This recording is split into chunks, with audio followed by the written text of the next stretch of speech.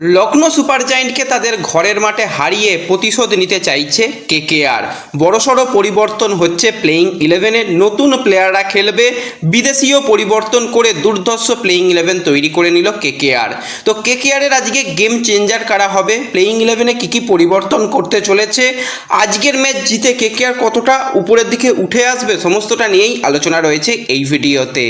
Interesting video হবে, শুরু থেকে শেষ পর্যন্ত দেখো। ভিডিও ভালো লাগলে লাইক শেয়ার করে দিও, আর যারা চ্যানেলে প্রথমবারের জন্য এসেছো মনে করে চ্যানেলটাকে সাবস্ক্রাইব করে নিও, তাহলে প্রিয় দলের খেলার সমস্ত আপডেট তোমরা এখানে পেয়ে যাবে। তো চলো আর দেরি না করে ভিডিও শুরু করা যাক। তো গতকাল আমরা দুটো ডবল হেডার ম্যাচ এবং আউটস্ট্যান্ডিং ম্যাচ আমরা দেখেছি, যেখানে আইপিএল ইতিহাসের সবথেকে বড় রান চেস করতেও আমরা পাঞ্জাব কিংসকে দেখলাম। হ্যাঁ, দিল্লির জন্য খারাপ লাগছে কিন্তু কেএল রাহুলের জন্য। প্লেয়ার অফ দ্য ম্যাচ হয়েছে প্লেয়ারটা, 67 বলে 152 রানের যে ইনিংস, অসাধারণ ইনিংসটা ছিল। হ্যাঁ, মনে হচ্ছিল যে এই জায়গা থেকে ম্যাচ আরামসে দিল্লি জিতে যাবে। সেখানে কেএল রাহুলের ব্যাটিং যদি কথা বলি, 16টা 4 মেরেছে প্লেয়ারটা, 9টা 6 মেরেছে, 226 স্ট্রাইক রেটে ব্যাটিং করেছে।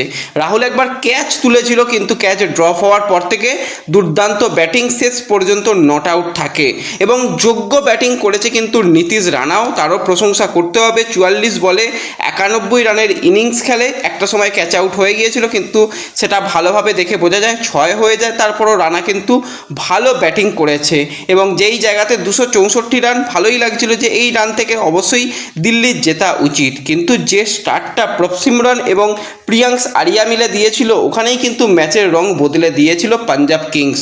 সেখানে 17 বলে 43 রান করে প্রিয়াংশ আরিয়া এবং প্রভসিমরন 26 বলে সে 76 রান করে, মানে 300 স্ট্রাইক রেটে প্রায় ব্যাটিং করে গেছে এই দুই প্লেয়ার। কুপার কনলি কিছুটা স্ট্রাগল করেছে, কিন্তু শেষে শ্রেয়াস আইয়ার এসে 36 বলে সেও কিন্তু 71 রানের একটা ইনিংস, প্রায় 200 স্ট্রাইক রেটে সে ব্যাটিং করে। নেহাল ওয়াদেরা বা শশাঙ্ক সিনরা এসে কিন্তু ম্যাচ ফিনিশ করতে খুব একটা সময় লাগেনি। তো এই জায়গায় দিল্লির জন্য বড়সড় ধাক্কা হয়ে যায়। লুঙ্গি এঙ্গেডির চোট, যাই হোক সে কিন্তু বর্তমানে ফিট রয়েছে, মানে যে রকমভাবে চোট পেয়েছিল, হেড ইঞ্জুরি পেয়েছিল, সেখান থেকে সে ভালো রয়েছে। কিন্তু আইপিএলের ইতিহাসে কিন্তু সবথেকে বড় রান চেস পাঞ্জাব কিংস করে দিল। এর আগেও পাঞ্জাব কিংস কেকেআরের বিরুদ্ধে করেছে, এবার দিল্লির বিরুদ্ধে তার থেকেও বড় রান চেস করে 7 ম্যাচের মধ্যে 6টা জিতে পয়েন্ট টেবিলের টপ পজিশনে রয়েছে। মানে কেকেআরের বিরুদ্ধে যদি বৃষ্টিতে ম্যাচটা ভেস্তে না যেত, তারা 7টায় জিততো, যেরকম ছন্দে রয়েছে, এবং মেনে নিতেই হবে তারা এই মুহূর্তে সবথেকে বেস্ট টিম রয়েছে। অপরদিকে দ্বিতীয় ম্যাচ যেটা ছিল, সেই ম্যাচটাতেও কিন্তু বৈভব সূর্যবংশীর জন্য খারাপ লাগছে, যেখানে 228 রান, হ্যাঁ কিছুটা কম রান হায়দ্রাবাদের সামনে সেখানে হয়েছিল। সেখানে কিন্তু বৈভব সূর্যবংশী আবারও 37 বলে কিন্তু 103 রানের একটা বিধ্বংসী ইনিংস খেলে, 280 স্ট্রাইক রেটে ব্যাটিং করে। ধূপ জুড়েল এসে কিন্তু শেষে 35 বলে 51 রান করে। ডোনাভান ফেরিরা 16 বলে 33 রান করে এবং রান কিছুটা কমই হয়েছিল। তো সেই জায়গাতে হায়দ্রাবাদের স্টার্ট দারুণ দেয় অভিষেক শর্মা, সে কিন্তু আবারও একটা অর্ধশত রান 29 বলে করে। ঈশান কিষান 74 রান করে এবং শেষে হেনরিক ক্লাসিন, নীতিশ কুমার রেড্ডি তারা এসে কিন্তু ম্যাচ ফিনিশ করে বেরিয়ে যায় এবং সহজেই কিন্তু ম্যাচ জিতে যায় হায়দ্রাবাদ।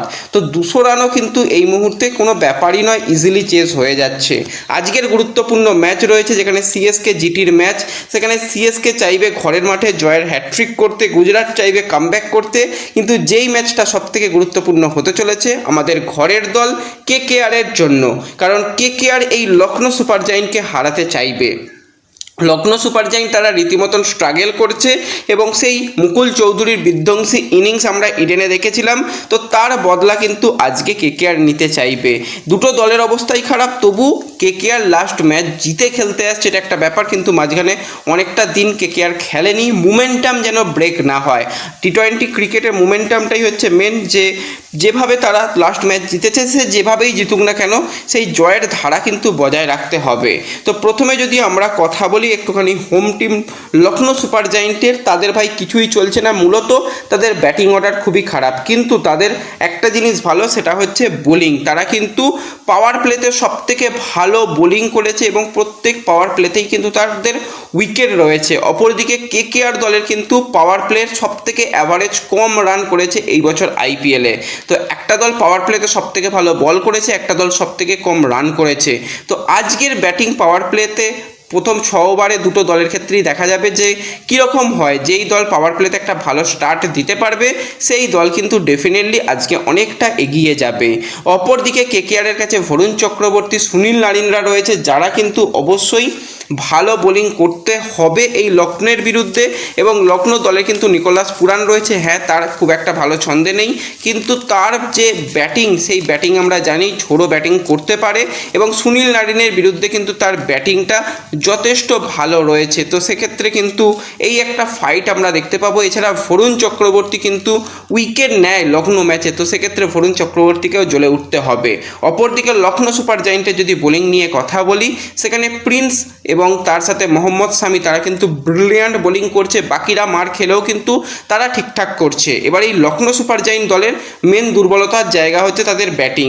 তো সেক্ষেত্রে তারা কিন্তু আজকে বেশ কিছু চেঞ্জ করতে পারে। হ্যাঁ, প্লেইং 11-এ খুব বেশি চেঞ্জ হয়তো হবে না, কিন্তু ব্যাটিং অর্ডারে কিছু চেঞ্জ হবে।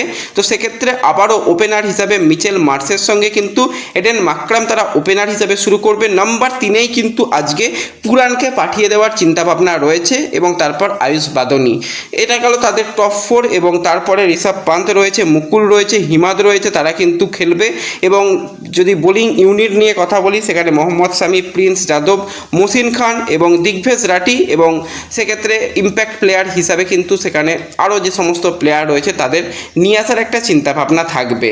অপরদিকে যদি আমাদের ঘরের দল কেকেআরের কথা বলি, কেকেআর তো আজকে প্লেইং 11-এ ডেফিনেটলি বেশ কয়েকটা চেঞ্জ করতে চলেছে। Matheesha Pathirana death over specialist, তাকে কিন্তু আজকে কেকেআর অবশ্যই ব্যবহার করতে চাইবে। কেকেআর চাইবে আজকে বোলিং দিয়ে ম্যাচটা জেতা, কারণ এই বোলিং যদি ভালো হয়, লখনৌর ব্যাটিংয়ের অবস্থা খারাপ, তাদের কম রানে আটকানো যাবে এবং কেকেআরের কাছে ব্যাটিং ডেপথ রয়েছে, সেই দিয়ে কিন্তু কেকেআর ম্যাচ জিততে পারে। তো সেক্ষেত্রে কেকেআরের কিন্তু আজকে চেঞ্জেস তো হতে চলেছে, যেরকমটা বেশ কিছু জায়গা থেকে রিপোর্ট বেরিয়ে আসছে যে টিম সাইফার্টের পরিবর্তে কিন্তু আজকে পাথিরানাকে নিয়ে আসা হবে। তো সেক্ষেত্রে কীরকম প্লেইং 11 খেলাতে চলেছে সেই দিকে যদি আমরা তাকাই, ওপেনার হিসাবে সুনীল নারিনের সঙ্গে আজ রাহানেকে দিয়ে ওপেনার দেখা যাবে। নাম্বার 3-এ যদি রাহানে আউট হয় সেক্ষেত্রে রঘুবংশী, এবার যদি সেই জায়গায় সুনীল নারিন আউট হয় সেক্ষেত্রে গিন। তো এই চারজন কিন্তু টপ অর্ডারে খেলবে। এছাড়া নাম্বার 5-এ কিন্তু রিঙ্কু সিং এবং নাম্বার 6-এ তেজস সিং ধাইয়াকে কিন্তু আজকে ডেবিউ করাতে পারে সেরকম সম্ভাবনাই শোনা যাচ্ছে। এছাড়া নাম্বার 7-এ কিন্তু রমমান পাওয়েল রয়েছে। এছাড়া অনুকূল রয় নাম্বার 8 পর্যন্ত কেকেআরের ব্যাটিং অর্ডার রয়েছে। বোলিংয়ের দিকে তাকালে বরুণ চক্রবর্তী রয়েছে, কার্তিক ত্যাগী রয়েছে এবং উমরান মালিককে কিন্তু বৈভব আরোরার পরিবর্তে আজকে নিয়ে আসা হতে পারে এবং ইম্প্যাক্ট প্লেয়ার হিসাবে সেক্ষেত্রে মাথিসা পাথিরানাকে কিন্তু আজকে ব্যবহার করার একটা চিন্তাভাবনা থাকবে।